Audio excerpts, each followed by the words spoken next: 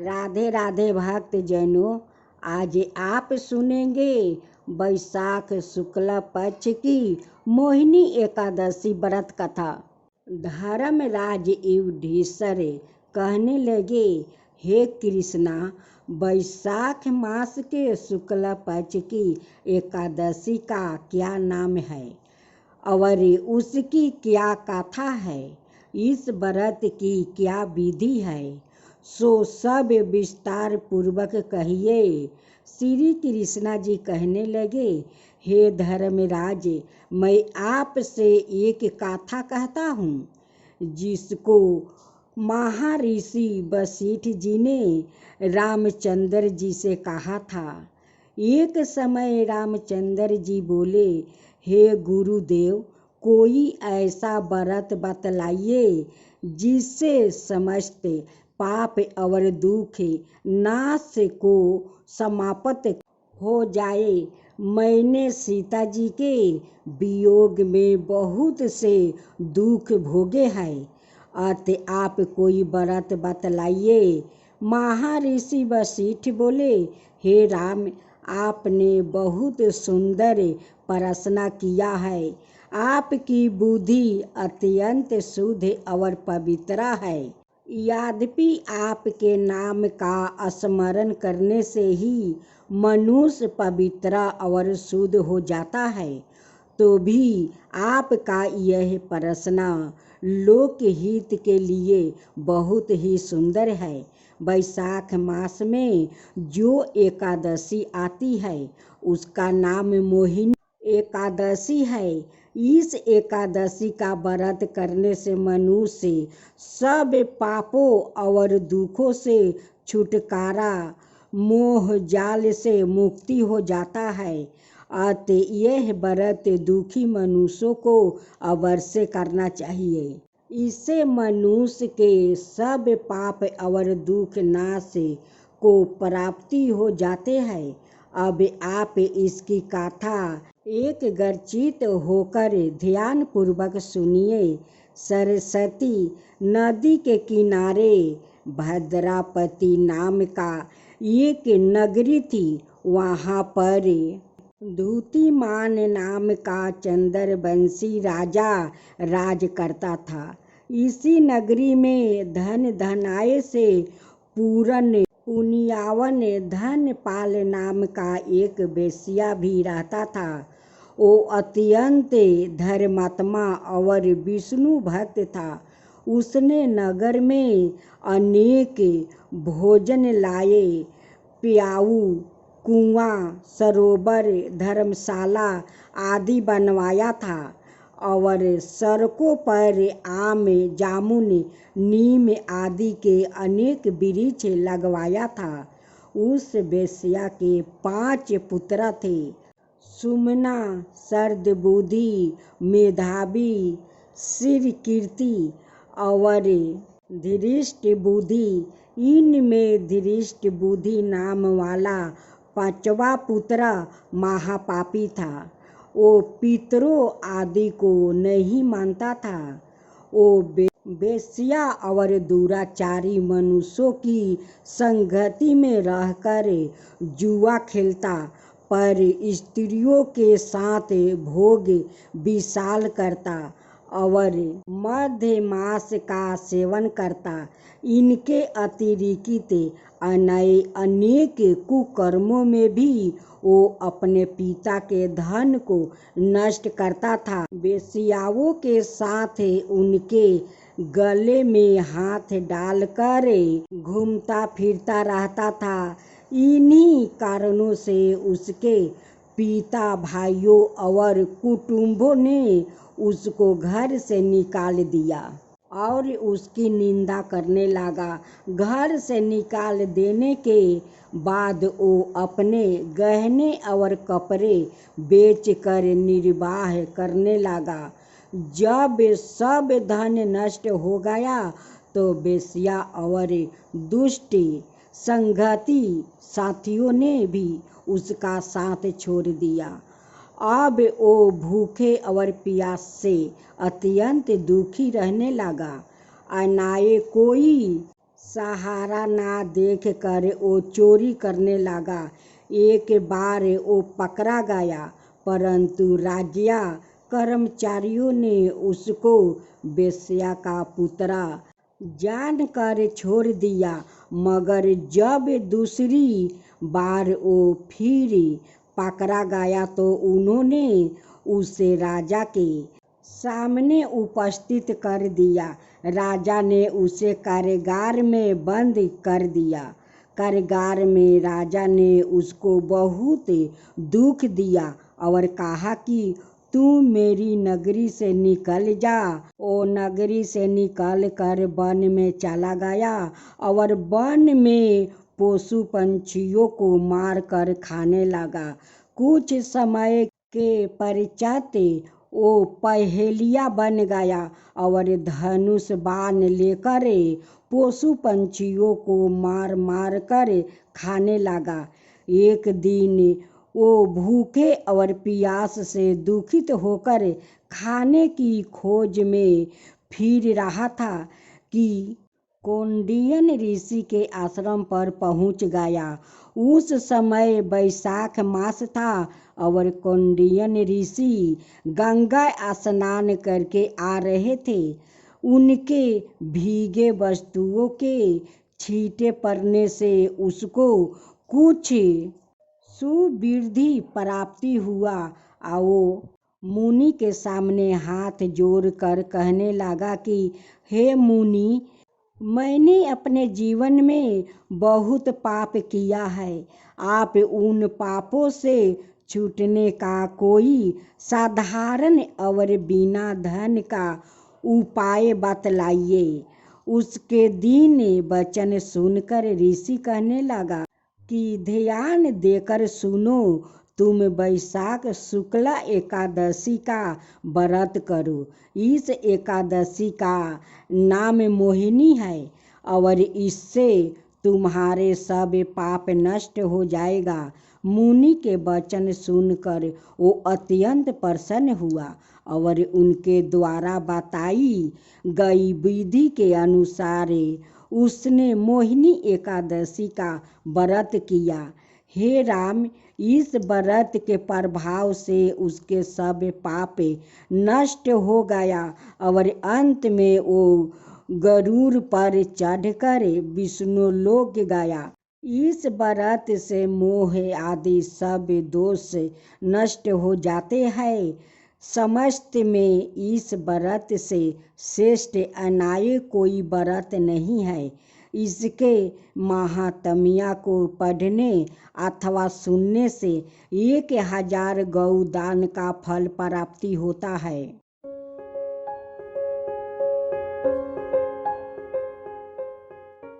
राधे राधे भक्तजनों, आज आप सुनेंगे माँ तुलसी की व्रत कथा। एक गांव में एक चंपा नाम की औरत थी। उस चंपा का 7 बेटा 7 बहू थी और 7 का अपना अपना संतान था। चंपा का बड़ी बहू माँ तुलसी का बहुत बड़ा परम भक्त थी। वो माँ तुलसी का बहुत पूजा पाठ करती थी। एक दिन का बात है, उनका पति मदन का कहीं जरूरी काम से जाना था। वो कहता है कि मुझे बाहर जाना है। उस दिन शाम का समय था। वो शाम के समय मदन अपना आंगन से बाहर निकलता है तो उनकी द्वार के सामने एक तुलसी का पौधा था जो मदन को नहीं दिखता। मदन क्या करता है कि उस पौधे पर अपना पैर रख देता है और तुलसी माता माटी में लेट जाती है। उनकी कमर टूट जाता है। उनकी टूटे हुए कमर से वो जल निकलता है, यानी रक्त निकलता है। तुलसी छटपटाने लगती है, कहती है कि यारे मूर्ख, तेरा आँख नहीं है, तुझे मैं नहीं देखी। तू मेरे ऊपर पैर रख कर मेरा कमर तोड़ दिया। मेरा दर्द हो रहा है। तू जैसे मेरा ऊपर पैर रख कर कमर तोड़ा है, जैसे मेरा रक्त बह रहा है, वैसे ही तू भी तड़पेगा। तुझे तेरा परिवार घर से निकाल देगा। मदन तो मुड़ कर भी नहीं देखा कि मैं किसका पौधा पर पैर रख कर तोड़ दिया हूँ। वो मुड़ कर नहीं देखा। उसलिए माँ तुलसी का दर्द होने लगा। अब माँ तुलसी उसे शराप दे देती है। कहती है कि तू मेरा कमर तोड़ा है, तेरा शरीर में कोर फूट जाए कि तेरा परिवार घर से निकाल दे। तू भी मेरा जैसा बाहर जाकर तड़पेगा, अपना परिवार के लिए तड़पेगा, अपना कोर शरीर में देख कर तड़पेगा। जब मदन बाहर से आया, शाम को पहर सभी परिवार भोजन किया। भोजन करने के बाद सभी लोग सो गए। उस दिन मदन आंगन में खटिया बिछाकर वो अकेला सोया था। जब सुबह हुआ तो मदन उठकर अपना शरीर में देखता है कि उनकी शरीर में तो इतना सारा मक्खी भिन भिना रहा है। अपना शरीर को कोर देख कर वो डर जाता है और चिल्लाने लगता है कि माँ माँ देखो, मेरा शरीर में मक्खी भन भना रहा है, मेरा शरीर में क्या हो गया। अब उनकी आवाज़ सुनकर सारे परिवार दौड़े दौड़े आंगन में आते हैं और देखते हैं कि उनके शरीर में कोर फूट गया है और मक्खी भन भना रहा है शरीर में। माँ कहती है कि मदन, तू तो काल बाहर से आया तो ठीक ठाक था, तेरा शरीर में कुछ नहीं हुआ। हम लोग एक साथ भोजन किया, तेरा शरीर में कुछ नहीं था। आज अचानक तेरा शरीर में क्या हो गया कि देख तेरा शरीर के क्या हालत हो गया है, क्या हुआ है। मदन कहता है कि माँ, मुझे पता नहीं है कि मेरा शरीर में कोढ़ कैसे हो गया। अब तो सारे घर का परिवार अपना सासू माँ से कहने लगी कि देखिए माँ, इन्हें घर से बाहर जाना होगा, नहीं तो ये घर में रहेगा तो ये रोग सबको फैल जाएगा। इन्हें बाहर जाना ही होगा, ये बहुत खराब रोग है माँ, इसे बाहर जाने के लिए बोल दीजिए। अब तो उनकी पत्नी रो रही थी, उनकी बच्चे भी रो रहा था। कहते हैं कि पिताजी को क्या हो गया, ये अचानक क्या हो गया, कहाँ से ऐसा खराब रोग इनकी शरीर में उत्पन्न हो गया। अब तो उनकी माँ कहती है कि मदन, तुझे तो घर से बाहर जाना ही होगा, नहीं जाएगा तो ये बीमारी सबको ऊपर फैल जाएगा, तो ठीक नहीं होगा, तू बाहर चला जा। अब तो मदन वो बाहर चला जाता है, कुछ पहनने के लिए कपड़ा ले लेता है और वो खाली हाथ चला जाता है। जाते जाते रास्ते में एक टूटे हुए वो बाल्टी मिलता है, वो बाल्टी को ले लेता है और लेकर चला जाता है। जाते जाते एक पीपल का पेड़ था, उस पीपल का पेड़ के पास एक कुआं था। जो मदन उस कुआं के पास जाकर रहने लगा और उस पीपल का पेड़ के पास वो रात को सो जाता। उसी टूटे हुए बाल्टी से उस कुआं से वो जल भरता और वो स्नान करता। जो जगह में वो स्नान करता था वहाँ पर बहुत सारा घास था। उस घास में एक तुलसी का पौधा था, जो बहुत दिन से उनका जल नहीं मिल रहा था। मदन जो नहाता वही पानी गड़गड़ा कर उस तुलसी का पौधा के पास जाता और उस तुलसी में जल पड़ने के कारण वो आस्ते आस्ते ताज़ा होने लगा। अब तो तुलसी का पौधा पूरा हरा हो गया, उसमें बहुत सारा पाता भी हो गया, बहुत सारा फूल से पौधा लद गया। अब कहते हैं ना कि खुशी के मारे वो फूलना समा जाता है, वही माँ तुलसी का हुआ था। वो खुशी के मारे उनकी गाछ में फूल भर गया। उधर जो तुलसी के पौधे के ऊपर पैर रख कर तोड़ दिया था, उनकी पत्नी एक दिन झाड़ रही थी द्वार। एक तुलसी का पौधा टूटा हुआ है और उनकी जड़ से रस निकल रहा है। वो पौधा के जड़ तर वो माटी का लेप लगा देती है और रोज उसमें पानी डालना शुरू कर देती है। अब तो पौधा का टूटे हुए जड़ को जोड़ा लग जाता है और वो पौधा बहुत बड़ा होकर उस तुलसी का भी फूलना समा गया। फूल के मारे उनकी पूरा पौधा लद गया। अब तो खुशी हो गई। कहती है कि इनकी पति तो मुझे दर्द देकर चला गया और उनकी पत्नी उठाकर मुझे सेवा कर रही है। उधर मदन के कारण उस तुलसी में प्राण मिल गया। वो बहुत ताज़ा हो गई। उसमें बहुत सारा पत्तियाँ लद गया, फूल लद गया। एक दिन मदन कुएं से जल लेकर और नहा रहा था। उसी समय माँ तुलसी एक औरत का रूप धारण करती है और उस मदन के पास जाकर कहती है कि आज तो मैं बहुत खुश हूँ, आज तुम मुझसे कुछ मांग लो। अब तो मदन उस औरत को देखकर बहुत आश्चर्य में पड़ गया कि इस औरत का पास क्या है, मैं क्या मांगूं इससे। उनका पास तो कुछ भी नहीं है और वो कहती है कि मैं खुश हूँ, तुम आज मुझसे कुछ मांग लो। तो मैं क्या मांगूं?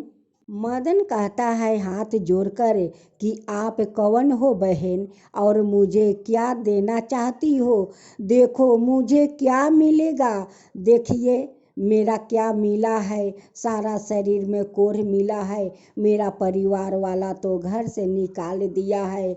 मैं नहीं जानता कि मुझसे कौन ऐसा भूल हुआ है, कौन ऐसा पाप हुआ है। अब मेरा शरीर में इतना सारा कोढ़ कहाँ से हो गया है, मुझे पता नहीं है। अब मैं आपसे क्या मांगूं बहन?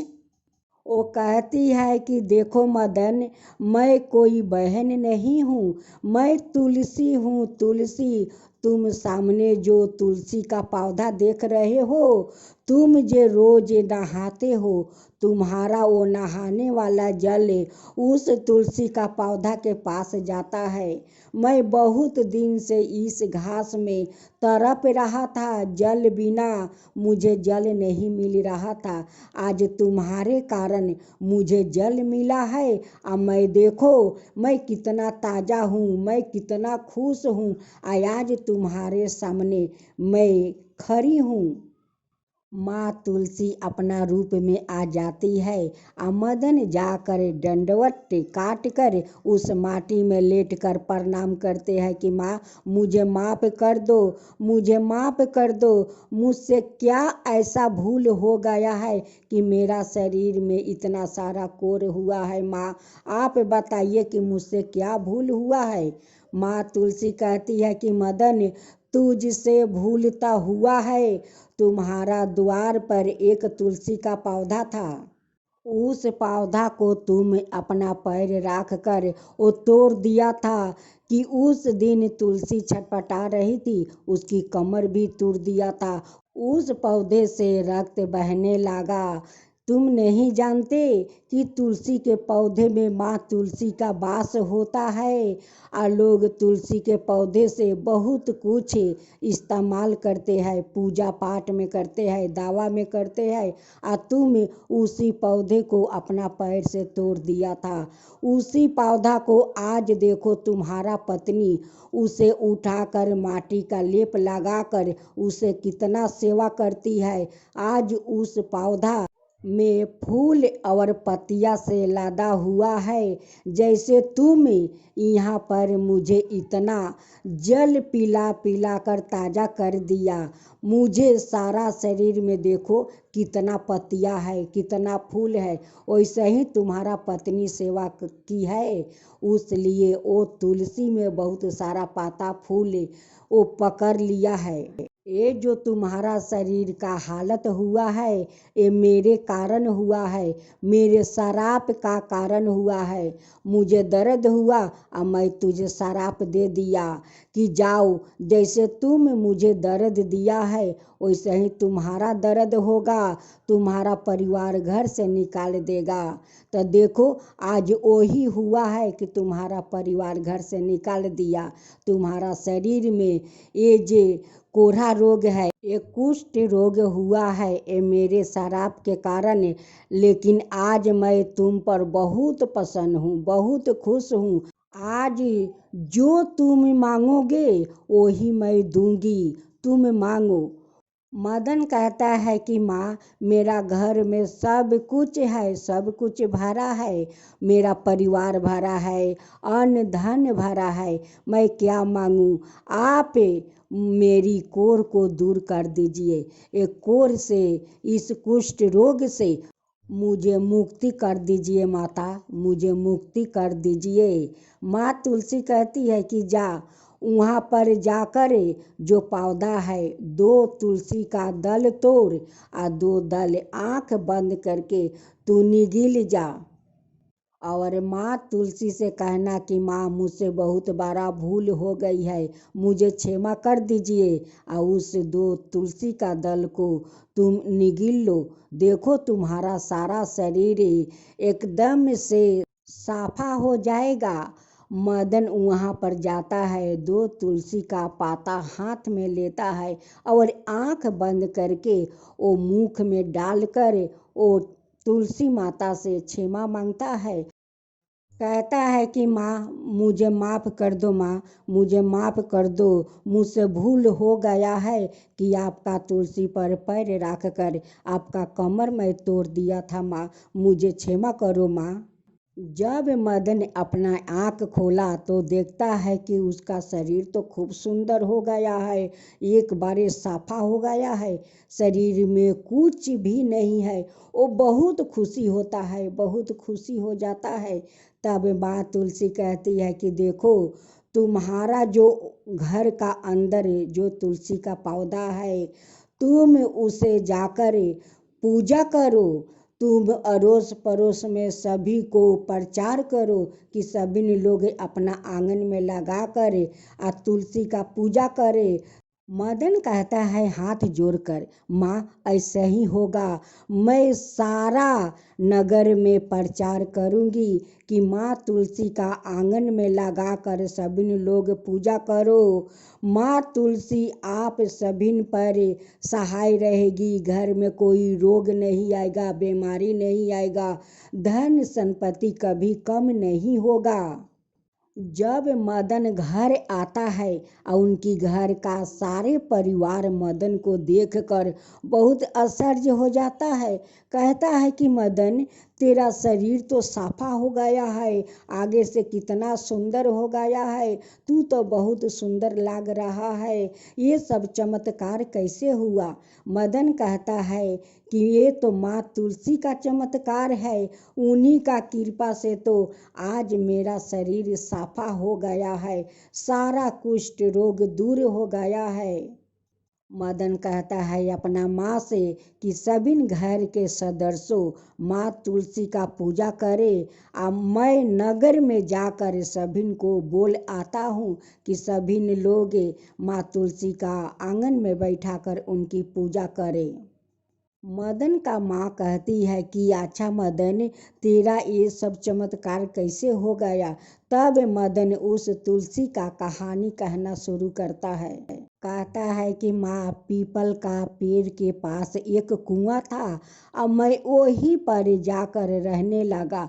जाते समय मुझे एक टूटा हुआ बाल्टी रास्ता में पड़े हुए मिला, वही बाल्टी से मैं कुआं से जल उठाता और रोज नहाता। एक तुलसी घास के अंदर थी, जो बहुत दिन से उनकी जल नहीं मिल रहा था, जल बगैर सूख रही थी। अब मैं वहाँ पर जाकर रोज स्नान करता, वही जल जाकर उस तुलसी का पौधा में लग जाता। उसी जल के कारण तुलसी ताजा हो गई, हरे भरे हो गई, फूल से लद गई। एक दिन मैं फिर से नहा रहा था, एक औरत का रूप धारण करते हुए मेरे पास आई और कहती है कि आज मैं बहुत खुश हूँ, आज तुम जो मांगोगे वही मैं दूंगी। और उनकी पास तो कुछ नहीं था, एक साधारण औरत के रूप में थी माँ। जब मैं उनसे पूछा कि आप कौन हो और मुझे क्या देना चाहती हो, तब कहती है कि मैं तुलसी हूँ, मैं तुलसी हूँ, देख तेरा सामने हरा भरा पेड़ है, उसमें कितना पाता फूल पकड़े हुए है, मैं वही तुलसी के पौधा में तो रहती हूँ। वो मुझसे कहती है कि मदन तू कुछ मांग ले, मैं बहुत प्रसन्न हूँ। मैं क्या मांगू माँ, यहाँ तो सब कुछ है, घर में भरा परिवार है, अन्न धन सब कुछ है। मैं उनसे बोला कि मेरा इस कुष्ठ रोग से मुक्त कर दीजिए। माँ बोली कि जाओ उस पौधा से 2 पाता तोड़ कर तुम निगल लो और माँ तुलसी से क्षमा मांग लो। मैं जाकर वैसे ही किया माँ, 2 तुलसी का पत्ते निगल लिया और माँ तुलसी से क्षमा मांगी। जब अपना आँख खोला तो देखता हूँ कि मेरा शरीर तो साफा हो गया है, शरीर में तो कुष्ठ रोग नहीं है। तो माँ ये भी बोला कि तुम्हारा नगर में सभी लोग के बोलना कि मेरा पौधा आंगन में लगाकर पूजा करे, सभी के ऊपर मेरा कृपा बना रहेगा। मैं सभी ऊपर कृपा करूँगी, किसी का दुख तकलीफ घर में नहीं आएगा, नहीं बर बीमारी आएगा, नहीं घर में किसी को दलिद्रता रहेगा, सभी सुखी हो जाएगा। उस दिन से उनकी सारे परिवार माँ तुलसी का श्रद्धा भक्ति से पूजा करने लगा। तब बोलो माँ तुलसी की जय हो, माँ तुलसी की जय हो।